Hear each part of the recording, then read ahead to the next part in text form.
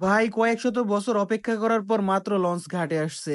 তখন এরকমই মনে হচ্ছিল। সকাল ৯টা লঞ্চ ঘাটে এসে বসে আছি, ৯:৩০ লঞ্চ ছাড়ার কথা, কিন্তু ঘাটে কোনো লঞ্চ ছিল না। শুধু আমিই না, এখানে শত শত যাত্রী অপেক্ষা করতেছিল কখন লঞ্চ আসবে। লঞ্চ আসবে কিনা এটাও কেউ জানতো না। সবাই সেই সকাল থেকে এখানে অপেক্ষা করতেছিল। কেউ কেউ তো সকাল ৮টায় এসে এখানে বসে আছে। অবশেষে সবাই ঈদের চাঁদে দেখা পেল, লঞ্চ আসতেছে মির্জাখালু থেকে। নতুন রুলস অনুসারে লঞ্চে ওঠার পূর্বেই টিকিট কাটতে হবে। সো সবাই লঞ্চ আসতেই হুমড়ি খেয়ে পড়লো টিকিট কাটতে। ২৫০ টাকা লঞ্চ টিকিট। ও মাই গড!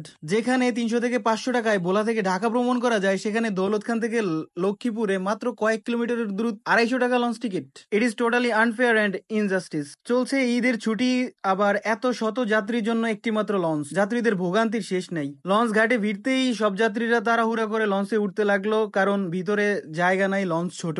যাই হোক, আমি অনেক কষ্ট করে লঞ্চে উঠলাম, কিন্তু উপরে বা নিচতলায় কোথাও আমি জায়গা পেলাম না। আমার জায়গা হলো ব্রিজের চালকের আসনের পাশে। পুরো ২ ঘন্টার লঞ্চ জার্নিতে আমি এখানেই দাঁড়িয়েছিলাম এবং দেখতেছিলাম চালক কিভাবে লঞ্চটাকে কন্ট্রোল করে।